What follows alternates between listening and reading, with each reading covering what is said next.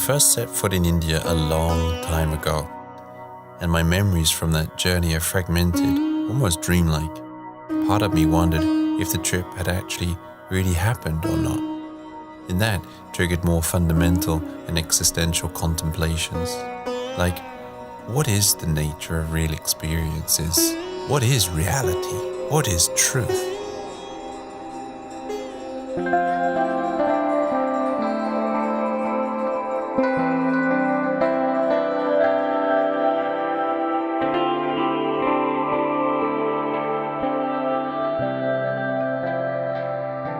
Early in 2015, I felt India knocking on my door again. Wasn't sure exactly why, but had a sense that some change was bubbling in my life.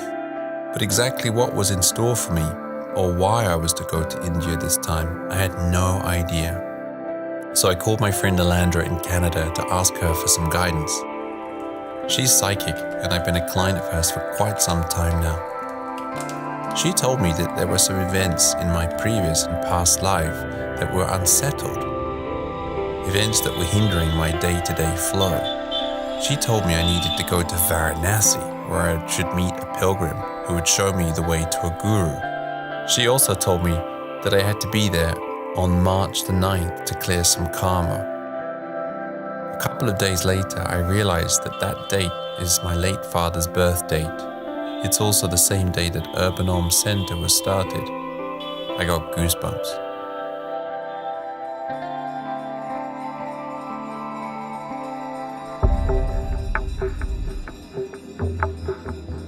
I wasn't prepared to go straight to Varanasi, so I carefully planned my trip.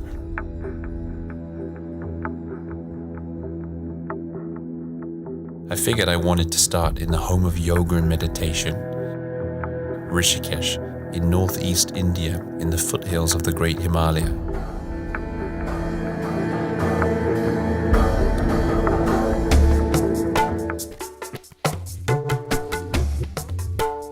People from all over the world are in Rishikesh to join the yearly yoga festival and to celebrate Holi, where I received colourful blessings.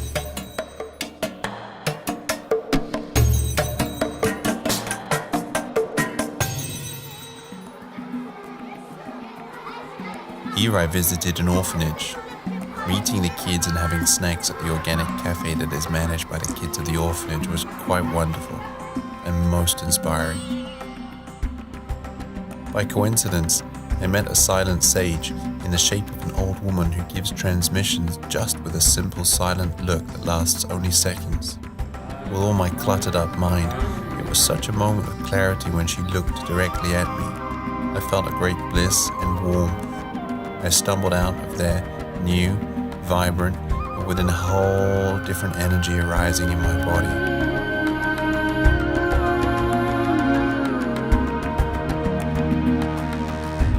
Before leaving Rishikesh, I paid a visit to Sri Nilkantha Mahadeva temple, a holy shrine up in the mountains. I made my puja offering to the gods to say thank you and left Rishikesh with an open heart and a peaceful mind.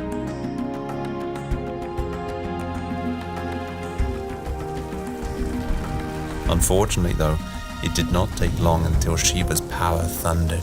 Rain and storms cancelled all flights out of Dehradun.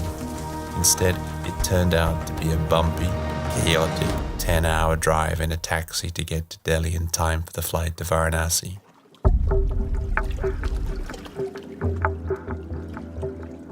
The pilgrim met me in the shape of a young boy in Varanasi. Without any sign at all, he just appeared as the most natural thing. The many fires on Varanasi's brink cast long shadows on the old temples. The priests conducting their ceremonies, the ancient forces were being called upon, and they felt very alive. I was drained on energy and I felt suffocated in the thick smoke from the burning bodies at Dasar Wahmedra Ghat. I knew I had to find this guru soon. Tomorrow was the 9th of March.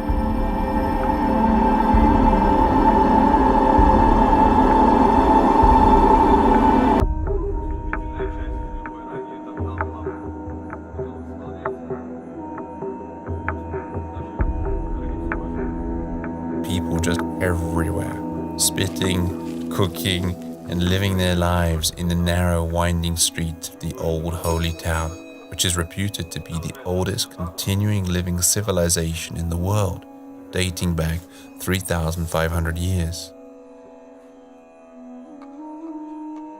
The guru showed himself in a doorway, tucked into the cow dung-covered back streets of Varanasi Old Town. There was no holy man in a robe and white beard in a cave. Instead appeared an unshaven, chain-smoking man with his naked big pot belly hanging out. Chugging on his cheap cigarettes, talking about money whilst watching a cricket game on television, he informed me about his services like any salesman. Did I come this far to meet him? He said he needed several hours, not necessarily to meditate, but as he told me, to get drunk so that he could pass out and receive the information I needed to hear. I then returned to the hole in the wall, and the guru described in extraordinary detail one of my past lives where he said things had gotten a bit stuck. Then he told me a little about this life, the life I'm living now. A lot of it made sense in some strange way, and the whole experience was quite surreal.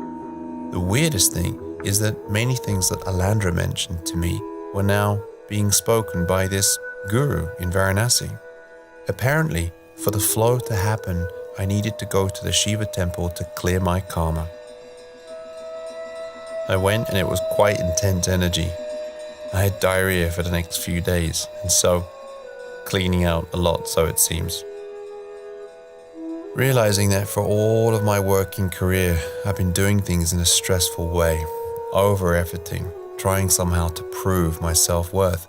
This news came on the one hand as a welcome relief, and at the same time got me really thinking, how do I live and work in a more relaxed way?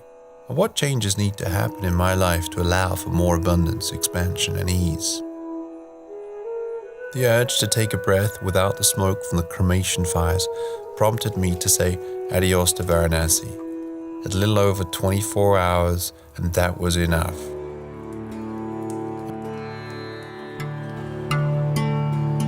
I had a last stop on my journey, and that was going down to Chennai in the southeast of India. Feeling the warmth of South India and visiting the amazing Lakshmi temples, slowly I began to feel the spell of Shiva, god of destruction, loosening his grip. Whether we believe in past lives, future reincarnations or not, it's true that this life is very precious, and we each of us have so much beauty and potential to fulfill. Who really knows what is our destiny? Who really knows why we are here? Somewhere deep inside of us, we do hold the secrets to our own life. The places, the guides, our teachers, they are simply reflecting what they see in us. And that means we must carry the truth already within ourselves.